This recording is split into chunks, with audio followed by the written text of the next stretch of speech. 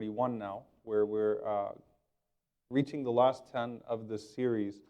And I referenced this a few weeks ago that inshallah ta'ala we're going to start now a discussion about what it means to be an immigrant, or how we really understand what's happening to us right now in our political context from an Islamic conception. And a few weeks ago, I think that when we had the program that we had here about the dreamers, it dramatically changed the way that a lot of people view the subject just because they were able to put a human face to it. And I think that's one of the biggest points in all of these discussions, that at some point you move from theory to not just practice, but to interaction. And interaction changes the way that you view theory and the way that you practice. And I'd like us to just take a moment to appreciate. So today we're going to talk about conceptions of asylum, refugee, migrant, these types of discussions. And I'm going to try very hard to stick to the Quran and the Sunnah, particularly the Hadith of the Prophet ﷺ in regards to this subject, because that's what we're trying to do, is frame it from an Islamic perspective and not get too lost into modern debate. But I do want us to just take a moment to appreciate what point of history we are in right now. There has probably been no time in history where you've had, or actually we can say that pretty confidently, where you've had a greater refugee crisis than the one that you have right now, where you literally have a significant swath of humanity just circling around this earth trying to find a way to survive. And when you think about it either in terms of quantity, or if you took it in regards to how proportional the refugee population is to the human population, we're about as backwards as it comes right now. And there's a very powerful documentary that I would recommend everyone watches, maybe with your older children as well, called Human Flow, which just looks at the global refugee crisis. Because again, I think it's important to understand just the implications of the era that we live in right now.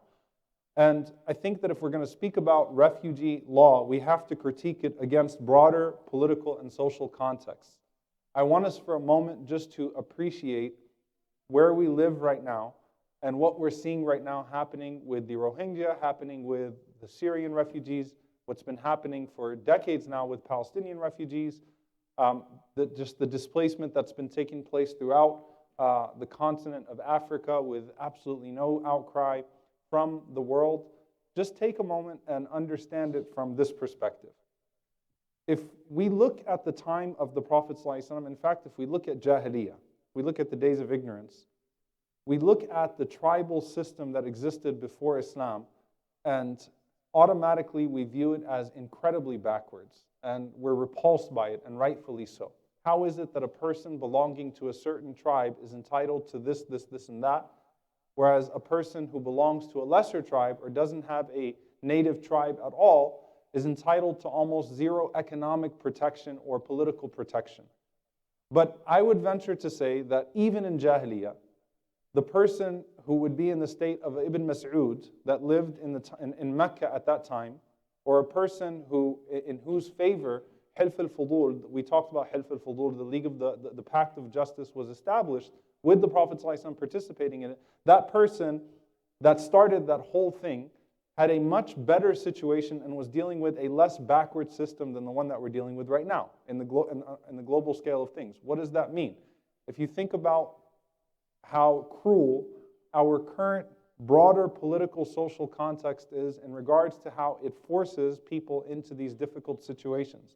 What makes a person intrinsically more valuable because they're born in a certain country, or they have a certain passport, and they have the freedom to travel and migrate throughout the world with very little hiccups, and with not even having to apply for a visa if you're from a certain country, and another person, just because they were born in a certain place or because their parents were born in a certain place, not having access to any of those countries, and at best being relegated to some tents at the border of some country, not having any access to public services, not having any access to hospitals, schools, or whatever it may be. What makes that person who's born in that situation less valuable than I, for example, I'm going to use myself, who's born as an American, right, and has an American passport and can travel throughout the world, alhamdulillah, not banned from most countries, with relative ease, whereas a person who has none of that, did absolutely nothing to deserve that status, is relegated to the situation where they have to constantly fill out paperwork if they can even uh, access paperwork to be treated like a human being and apply for asylum. And what does that say about our current state of human rights? And again, I don't want to delve too deep into modern refugee law and how backwards it actually is, because this class is meant to give us lenses. And I haven't even started with the Hadith yet. Here's the lens, and here's what I want you to think about. As human rights are constantly invoked in our modern day discourse through liberal paradigms, they're often always invoked in the context of freedom of expression and the pursuit of life, liberty, and happiness. And it's usually at happiness where most people haven't even gotten to life yet.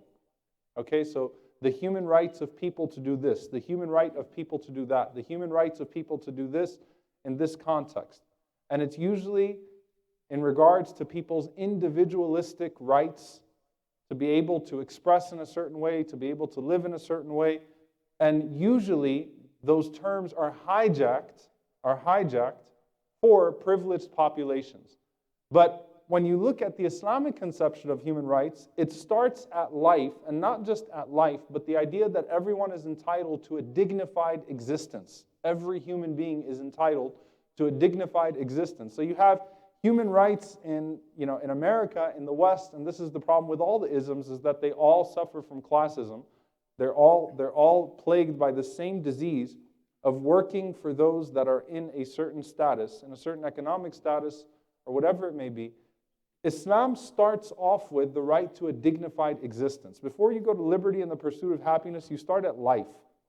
And the disparity that we see right now in the world that puts refugees in the situation that it puts them in is tied into all of these different contexts and constructs. And it's important for us to view the refugee crisis and the migrant crisis, first and foremost, within the context of life, the right to life. And it's really interesting here because in Surah An-Nisa, verse 66, again, I haven't even started with the hadith yet that we're going to frame the entire discussion from, but start from this. In Surah An-Nisa, verse 66, Allah subhanahu wa ta'ala likens being forced out of your home to death, to being murdered.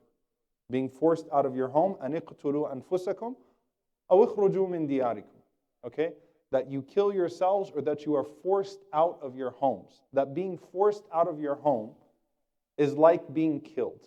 And to ask someone to leave their home forcefully is like asking them to kill themselves. It's at the same degree. And if you've ever dealt with refugees at an extended level, then you know that many refugees would rather live under the threat of bombing in their homeland than live outside and feel like complete strangers and complete aliens, which speaks to our terminology and the way that we refer to human beings today. They would rather be at home. They'd rather deal with the threat if they could still be in the safety, if they could still be in their home, and if they could still feel like they're going to be in their land. How many times would you hear a person say, "I'd rather die in my homeland than live completely humiliated in somebody else's home like a stranger for the rest of my life," right? So Allah subhanahu wa ta'ala addresses it from the emotional perspective, from what this means for that person, and this starts at the right of life, the right to life. And so I'm just going to go through some of the hadith inshallah ta'ala, and then we'll have a discussion as how this plays out in Islamic ethics. And this is really what this discussion is about. The first hadith that we'll start with, it's a hadith that's narrated in Sunnah Tirmidhi, that the Prophet ﷺ said, "Man anzara mu'siran aw wada'a lahu أظله الله يوم القيامة تحت ظل عرشه يوم لا ظل إلا ظله." An authentic hadith, the Prophet ﷺ says, whoever grants respite to someone in difficulty, or alleviates him, Allah will shade him on the day of judgment when there is no shade but His. It's a profound hadith because it speaks to the the notion that's embedded in almost all of these ahadith and all of these subjects, that you treat people the way you want Allah to treat you. And whoever grants shade, respite, safety to someone, Allah will grant them safety, respite, and shade on the day of judgment. And it's very powerful if you think about how Allah ties shade and safety together in the akhirah and even in this world. Right? In the hereafter, the shade of Allah means that you're safe. Right? You're shaded You're amongst those people that are shaded and granted the protection from Allah subhanahu wa ta'ala. That means you're safe from any punishment. You don't have to worry. The same type of discourse is used in the way that we treat people that are seeking shade, seeking safety, right? So the Prophet ﷺ says, "Man anzara mu'siran," and again, these terms are broader than the ones that we use today because the ones that we use today have very specific implications. Whoever grants respite to someone in difficulty or alleviates him, Allah will shade him on the day of judgment when there is no shade but His. We also already covered a hadith in some detail, but it does speak to the subject. The hadith where the Prophet ﷺ mentioned, there is no right for the son of Adam except in these things: a house in which he lives, a garment to cover himself, and a piece of bread and water. So the right to shelter is also a human right that's described by the Prophet ﷺ. Now, when you look at the Prophet ﷺ and you look at he himself fleeing persecution and he himself living like a refugee, and the companions early on living like refugees and living then after being granted safety in Abyssinia, living in a certain situation, you find this very particular hadith that describes the state of Abu Bakr radiallahu anhu. And Abu Bakr fled persecution from Mecca, or was going to flee to Abyssinia, to Habasha, but then ended up staying behind because of a very particular thing that happened. Abu Bakr held out longer than most of the people that were sent out. The Prophet ﷺ sent out people to Abyssinia twice. So there were two groups that were sent to Abyssinia to live in safety. Okay, two hijras, two migrations that were made to Abyssinia to live in safety. And it was interesting that the Prophet ﷺ expressed, without knowing Najashi, without knowing the ruler of Abyssinia, that he'd be too decent of a human being, he'd be too just of a man, not because of his faith, not because of Iman. He'd be too just of a person, too decent of a person to see these people fleeing persecution and then to send them back. Not knowing anything about their plight, not knowing anything about why they're being persecuted. The Prophet ﷺ is saying, this is a man that's not going to disappoint you. He's never met him. He just knows of him. And this is a man that's not going to disappoint you. Could it be that the Prophet ﷺ is praising a quality that's not Islamic? The idea that a man would see a people that are fleeing from hardship, and just because of that, just because of observing their condition, understand that it's their right that he takes care of them. Could anyone be could anyone show more ihsan, more excellence than the Prophet ﷺ? Or is it possible that the Prophet ﷺ praises something about another person because it's convenient to the Muslims that's not actually part and parcel of our ethics and how we view the way that we treat people that are seeking protection and that are fleeing from some sort of persecution? So when the Prophet ﷺ sent out these people to Mecca, and he sent out, if you think about the first group of refugees in the Muslim Ummah, included the daughter of the Prophet ﷺ. Because he sent out Ruqayya, his daughter, and Uthman. May Allah be pleased with them both. They were amongst that first group of refugees that fled to Abyssinia. And the Prophet ﷺ trusted that this is a man that's not going to turn people away because of his sense of dignity. There's something good about him, that when he sees these people fleeing, even though he might have some accords or some treaty with Quraysh, with the Arabs, and that was tested. When Amr ibn al-As went to Abyssinia and tried to get the Muslims handed over to him, that was tested. That look, we've got gifts, we've got treaties, we have an agreement in place. So why would you take in these people that are, heretics and that are this and they're guilty of this and this and that? And Najashi guarantees them a source of protection. When Abu Bakr radiallahu ta'ala anhu was fleeing persecution, and he was towards the end, when Mecca became unbearable for him, he was on his way to Abyssinia. And this is a long hadith in al-Bukhari. I'm sure I've referenced it in this series. If I haven't, then I've referenced it in other places, where Abu Bakr was on his way. This is the most prominent of the companions of the Prophet ﷺ, was on his way out to Abyssinia. And he was stopped by a chief by the name of Ibn Daghina. And Ibn Daghina was a chief of his tribe on the outskirts of Mecca. And he said, where are you going?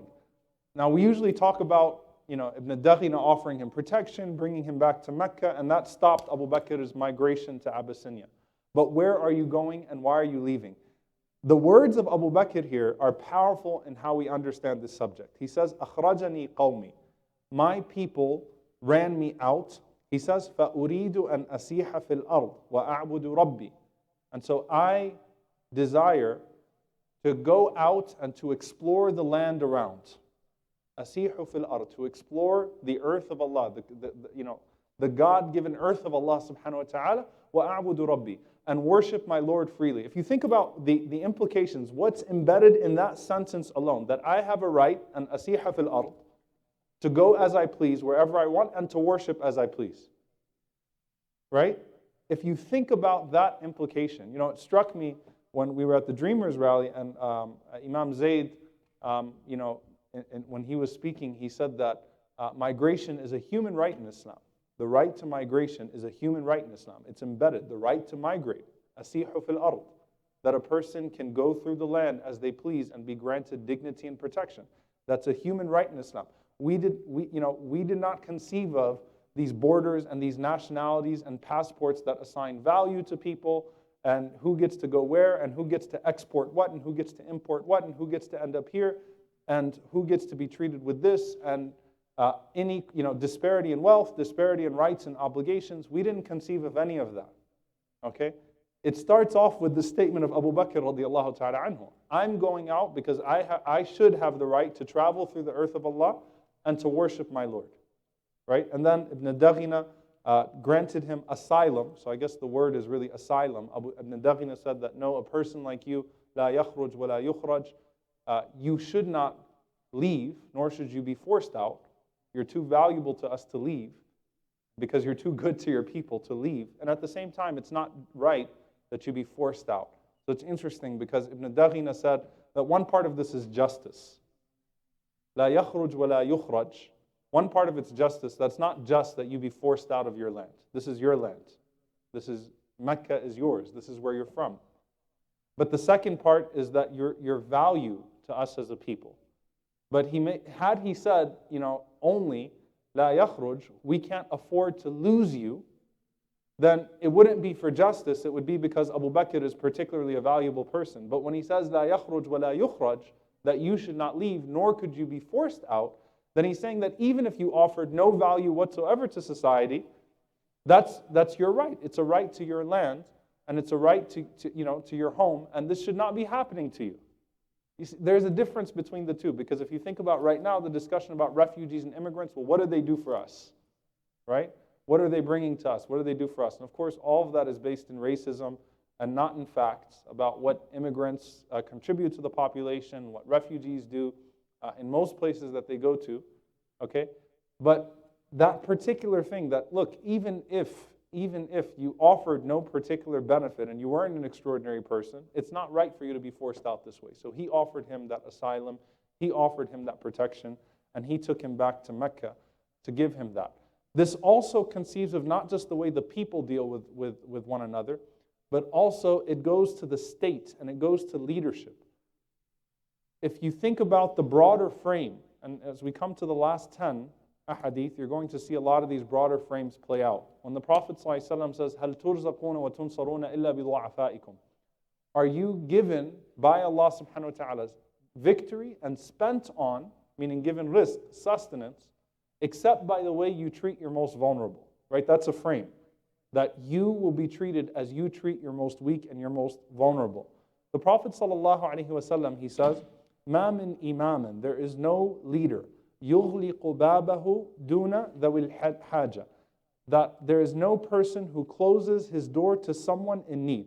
Now the Prophet ﷺ says ذَوِي الْحَاجَةِ, so a person who has any need, a general need, وَالْخَلَّ وَالْمَسْكَنَةِ, so a person who's in any general need, and then the Prophet ﷺ specified poverty.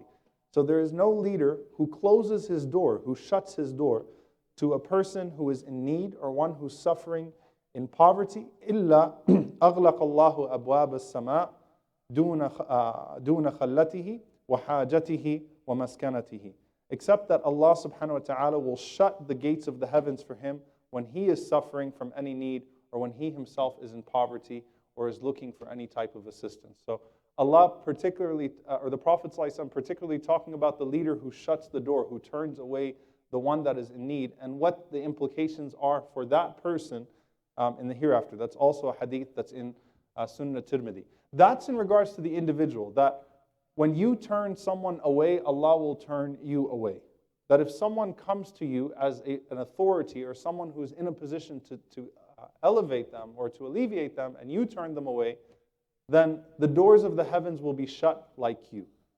So if you think about, the shutting of borders to people in need that take place today, how many people are earning the wrath of Allah subhanahu wa ta'ala as individuals and as nations for shutting borders in the face of people, refugees and people that are fleeing persecution, many times because of some of the same actions of those governments that are closing those doors. Okay? This hadith should be looked at in the spiritual sense, and then it should be looked at in the broader sense as well, that when a nation turns people away, when a nation shuts its doors on those who are needy and those who are in poverty and those who are looking for a place to live in safety, that directly will be tied to the loss of their own safety and the poverty of that nation.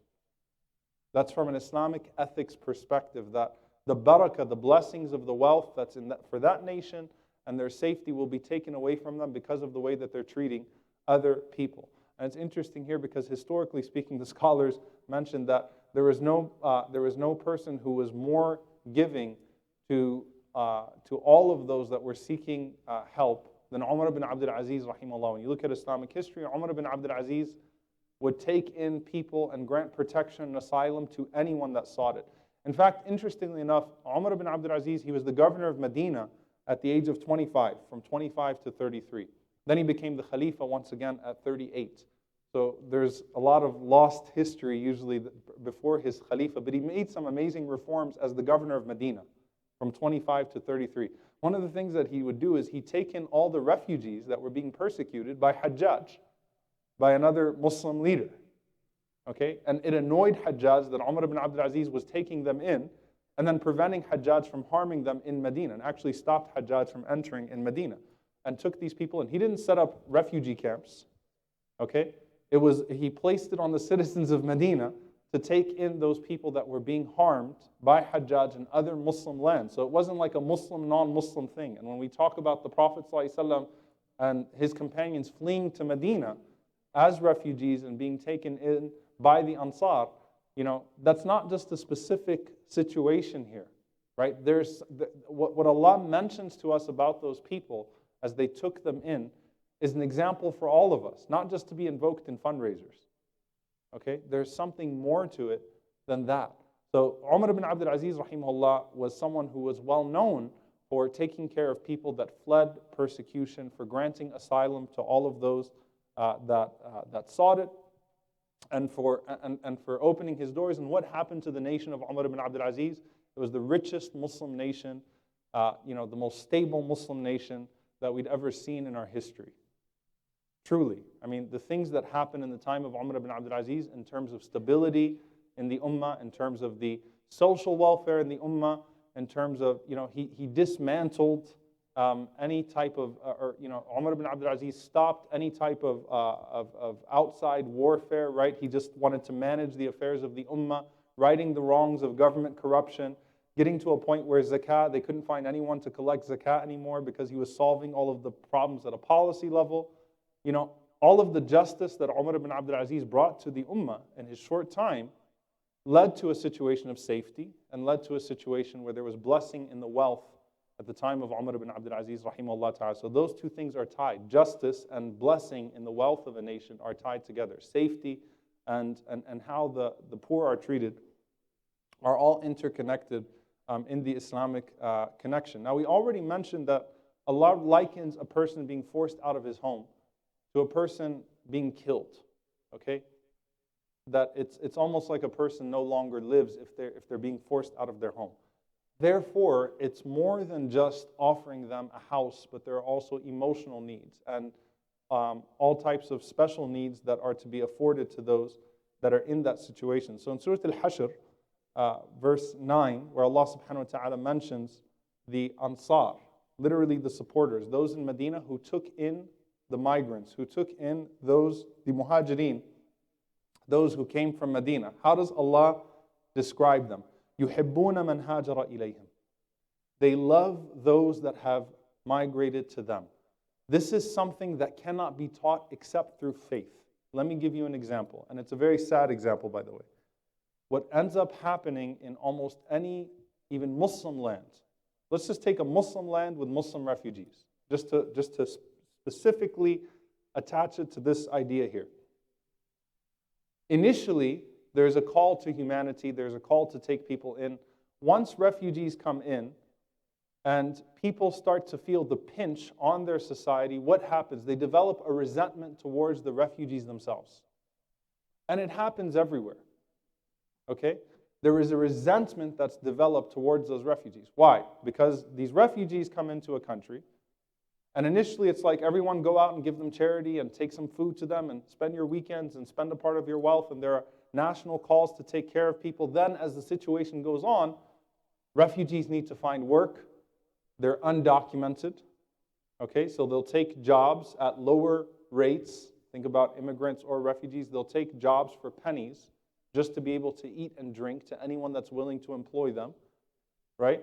And then when someone else who's a national, a citizen of that country is not getting a job anymore, is feeling poor, who do they start to turn their blame and their resentment towards? These people that came into our country. So it's not like we're one anymore. The whole universal brotherhood out the window, the whole even ummah bond out the window. It's these people took our jobs. And they are draining, those people are draining our nation. So resentment is directed, and that's why I said the entire refugee crisis has to be spoken about, with a broader discussion about just political and social constructs as they exist today. It's heartbreaking. And you want to, you start, it's disgusting to a person who's not living in that country when you go there and you actually see that, but it happens, right? It happens. And it might not have started that way, but that resentment grows. So what does Allah subhanahu wa ta'ala mention? The very first thing Allah says about the Ansar and the Muhajirin. The Ansar and the Muhajirin, the people of Medina and the people of Mecca, the Ansar don't know the Muhajirin. They're not tied to them in any way. All right? These are our brothers and sisters who are fleeing persecution. We are the comfortable people here in Medina. And the very first way Allah describes them is يُحِبُّونَ مَنْ هَاجَرَ إِلَيْهِمْ. They love those that have come to them. They love those that have come to them. Why? What makes the Ansar love those that have come to them? Because they know that they're earning the pleasure of who in the process of taking care of them. They understand from a faith perspective that we're earning His pleasure as we take care of them. And so you are instruments of gaining the love of Allah subhanahu wa ta'ala. So without even having seen your smile and without ever even having heard your story or why you've been persecuted, because the Muhajirin are of different levels, right? No matter what, Bilal and Abdurrahman ibn Auf are not the same. They've got different histories. But you know what? These are people that are coming to us, seeking our help. They're giving us an opportunity to take them in. يُحِبُّونَ مَنْ هَاجَرَ إِلَيْهِمْ. They love those that have come to them. You're not a drain on me. I don't resent you. I don't hate you for the persecution that you felt. But instead, there's a love that is given towards them. Now, as time goes on, though, what ends up happening, again, it's economic. The drain is economic. So what's the second way Allah subhanahu wa ta'ala describes them? Anyone know the ayah? I guess not. وَلَا يَجِدُونَ فِي صُدُورِهِمْ حَاجَةً مِمَّا أُوتُوا. They have no ill feelings in their hearts of what the immigrants were given. So they're not looking at what they have and what we have, or looking at their situation and our situation and starting to feel any type of resentment towards them. And Allah mentions, وَيُؤْثِرُونَ عَلَىٰ أَنفُسِهِمْ. This is a step further. وَيُؤْثِرُونَ عَلَىٰ أَنفُسِهِمْ وَلَوْ كَانَ بِهِمْ خَصَاصَةٌ. Instead, they will even give them preference over themselves, even if that puts them in hardship. Even if that means it's going to put me in a hardship, I'll actually prefer that person to myself. I mean, you can't get further than that. That touches mental, emotional, physical, economic, everything. That, you know what? Not only will I not resent you, I love you, and I'll even protect you, or I'll even prefer you to myself. So Allah mentions them as being loving towards those that migrate to them, selfless in seeking Allah's pleasure, indiscriminate, okay, in regards to the situations that are in front of them, that they will give them, no matter what it is that they are dealing with, even if that means they will incur hardship themselves. وَلَوْ كَانَ بِهِمْ خَصَاصَةٌ. Okay? So this is the way that Allah subhanahu wa ta'ala describes it. And of course, Allah talks about Ibn Sabil in particular in the Quran. And Ibn Sabil is the wayfarer. Okay, the person, or Abiru Sabil is the wayfarer. Ibn Sabil literally would mean the son of a street. Okay, but a person who's in a strange land and disconnected from their wealth. So those are the two things that are mentioned about this person, Abiru Sabil, a person who's in a strange land, so they're not in their homeland, and they don't have their wealth. Okay? And Allah stressing that that person actually has a right to your wealth and to your protection and to your help. Well, what if someone says, well, you know, this is something in the Islamic conception that just deals with the ummah. Ansar Muhajirin are Muslims. So this is all about Muslims taking care of Muslims. But when Allah subhanahu wa ta'ala mentions in Surah At-Tawbah, in the 6th verse of Surah At-Tawbah, that even if one of the disbelievers, istijarak, seeks protection from you, then you should give that person protection. You should give that person that protection, that asylum, until they hear the words of Allah subhanahu wa ta'ala, hatta yasma'u kalam Allah. Then that shows that, look, Allah mentions the right to asylum in particular. When someone's in a detrimental situation, it doesn't matter what their situation is, that when they seek protection, they are to be given protection. And this is something that is only amplified when you're talking about your Muslim brothers and sisters, and so all of the hadith about being in the service of your brother and what that means in terms of Allah subhanahu wa ta'ala being in your service. And Imam al-Awza'i rahimahullah has a commentary on that verse in Surah At-Tawbah where he was asked about talab al-istijara, that a person who's seeking or talab al-jiwar, a person who's seeking that protection, or istijara as a human right. Imam al-Awza'i was asked, you know, where is his place of security, or what if that person like has some serious demands in seeking that security, or in looking for that security? If one of the disbelievers come to you seeking security, what does that mean and what's the extent of that? So he said, or Imam al-Awza'i was asked, do you think if that person says, my place of security is Constantinople? And it's really interesting here because Allah does not say just grant him protection. Allah mentions take him to a place of security. So it's not just a temporary protection, then be on your way. It's to try to set them up in a situation where they have security, where asylum or protection is long term.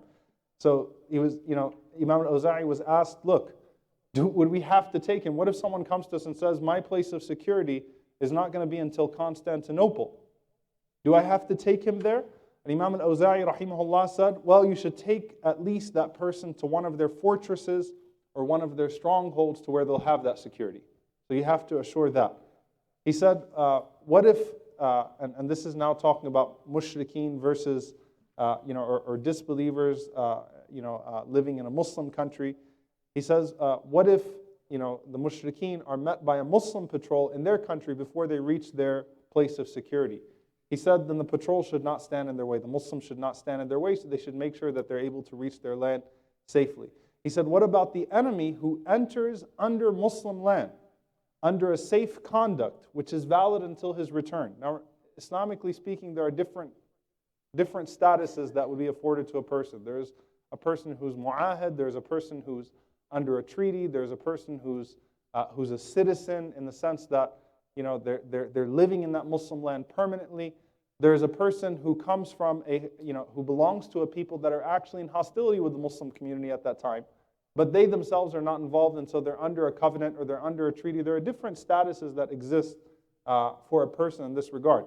So he says, what about the enemy who enters Muslim land under a safe contract, under a safe conduct, which is valid until his return, and then on the way back to his place, on the way back to his country, he climbs a mountain within his own territory, but he's forced by strong winds back into the Muslim land.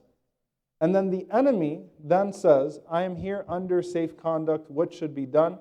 Al-Awza'i says, then even then he's entitled to remain protected and he's to be taken to a place of security. Of course, the point of that conversation within the tafsir, and Al-Awza'i is one of the earliest commentators of the Quran, that if someone's seeking asylum from you or seeking protection, it doesn't matter what their status is, you are obligated to try to give them that.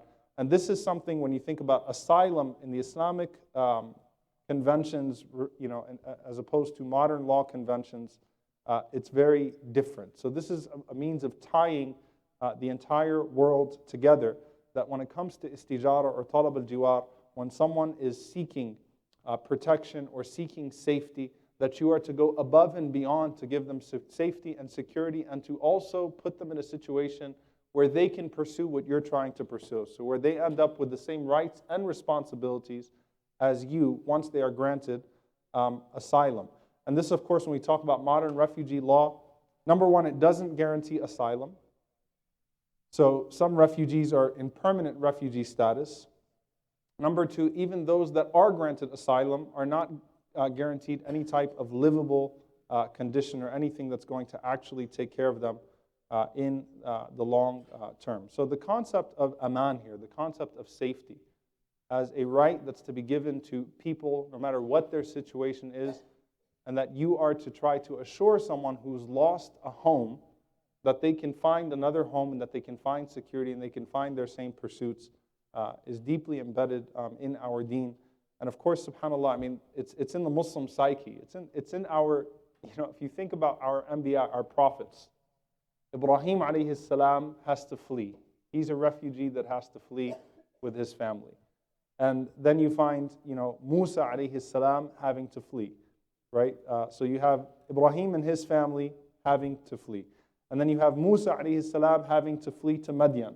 And what does Allah praise about the way Musa alayhi salam was taken care of? He's provided with housing, he's provided with employment, and he's provided with an opportunity to start over, right? After he's fled from Misr, after he's fled from Egypt. And then, of course, the Prophet ﷺ himself instructing his ummah to flee to Abyssinia, and then he himself becoming a refugee with the majority of his followers seeking refuge in Medina. So this was embedded in our psyche as a Muslim community, because our Anbiya were, for the most part, all refugees or immigrants at some point left in a land where they did not have those protections, where they did not have those things that were guaranteed to them. So again, when we talk about our modern day situation, how do you restructure the entire political, social constructs that really tie into modern refugee law? Okay, when we're talking about just notions of citizenship and what they mean, and disparity in wealth and how that plays into notion of citizenship. Think about the discussions between countries as to who gets visa-free travel. And it's always tied to the money, right? And people that don't have certain protections in certain countries just because they're from other countries. And how that ties into all of these systems, and then particularly now the greatest human crisis, or the greatest refugee crisis in history that we're seeing right now, where people all around you, how many refugees are here in Dallas? You'd be shocked how many people are here in Dallas, and it's not just putting a roof over someone's head. How many immigrants, how many people are living without status, undocumented, and not understanding what their future holds? That in and of itself, not being assured that I'm going to be safe till tomorrow, is a crime Islamically. It's a crime Islamically. Okay, that a person doesn't know that they're going to have safety till tomorrow just because of their paperwork, or just because of who they are, and they don't have a livable condition to return to or to go anywhere. Right? And the resentment that's being created towards immigrants and refugees, all in the name of protecting ourselves and protecting our country and protecting this. By the way, it's the same rhetoric. It's not just, it's not just in Texas. It's not just here in the States. That same rhetoric is employed against refugees and immigrants in any country where the majority starts to suffer economic decline, and they're told to blame this group of people for their hardships and for their decline. So this is not something that's unique to the Muslim, or to the United States, or to Muslim refugees, or anything of that sort. And subhanAllah, just one more thing that I'll mention here, what that means for the safety and the barakah of a nation, the blessing of a nation. Najashi in Abyssinia faced a major revolt after he took in the Muslim refugees. Okay? Not because of that issue specifically, but there was a major attempt on his kingdom. All right? And Salama radiallahu anha mentions where they went out and they watched this battle taking place, and they were afraid that Najashi was going to lose his place, because that would mean that the Muslims were going to lose their place as well. The refugees, their status would be up in the air as well. And Allah subhanahu wa ta'ala established Najashi in his rule and put blessing in his rule and further solidified his authority. And there was more blessing that was brought to Habasha, brought to the fruits of Abyssinia and brought to the wealth of Abyssinia as a result of them taking those refugees in.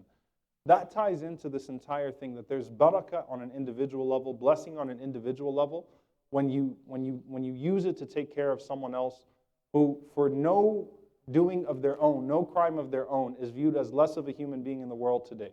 And there is blessing to a nation when it opens its arms to people that are in desperate situations and uses its resources to empower them, that Allah subhanahu wa ta'ala empowers that nation as a result and empowers that people as a result as well. So this is a large subject. I'm sorry if I went all over the place, but it's a very difficult situation. Or it's very hard to analyze this, just because of all of the differences that we have in our systems today, as opposed to the Islamic, the Islamic systems. But at the same time, it gives us at least an ethical background of how the Quran and the Sunnah viewed this idea of taking care of the stranger, taking care of the immigrant, taking care of the refugee, and particularly a person who's fleeing persecution. So the one who's seeking asylum and what that actually means, and guaranteeing them protection, as well as showing them love and empowering them to be able to stand on their own 2 feet. May Allah subhanahu wa ta'ala not punish us because of the refugee crisis today and because of the way that immigrants and refugees and people are being treated in our country and around the world today. Wallahi, if you just interact with these refugees, you worry. You seriously worry about yourself. Like, you seriously worry about yourself. Because it's like, at the end of the day, we can go do our charity for a few days and we're able to walk back to our comfortable lives. But we have to really start thinking about what we're going to do as a community at the policy level, and as much as we can do as possible for these groups of people, okay? These large swaths of humanity. And it's just not a sustainable situation. It's only getting worse. It's amazing how these things disappear from the news, and subhanAllah, you think that, like you just have in your imagination that, that the Syrian refugees are still Syrian refugees, and then you've got some that are being killed right now in that regard. And remember that the ultimate goal here is to empower those people to get back to their land, because Allah subhanahu wa ta'ala likens that situation of being forced out of your home to death. So the ultimate good that could be done is to grant a person safety and to put a person in a situation where you're able to secure them back in their homeland. So refugees don't want to stay as refugees for their entire lives, but they'd much rather be in a livable condition than an unlivable condition that they are in right now. And then at the same time, trying to put people back in a situation where they're able to live in their homes.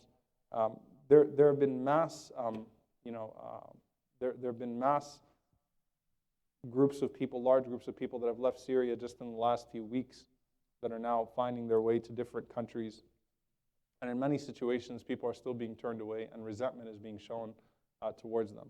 So whether it's the Rohingya or whether it's the Syrians or whatever it may be, may Allah subhanahu wa ta'ala allow us to find a way out for them.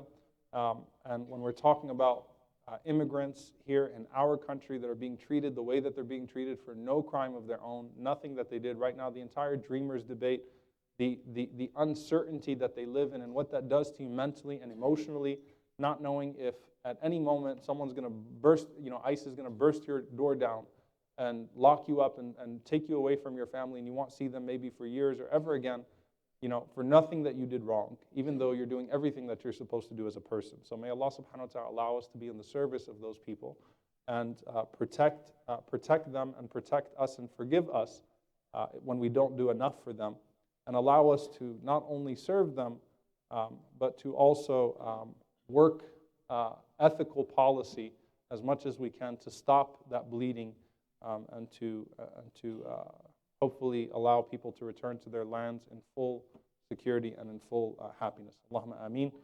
Questions? I'm sure there are probably a lot of questions on this subject.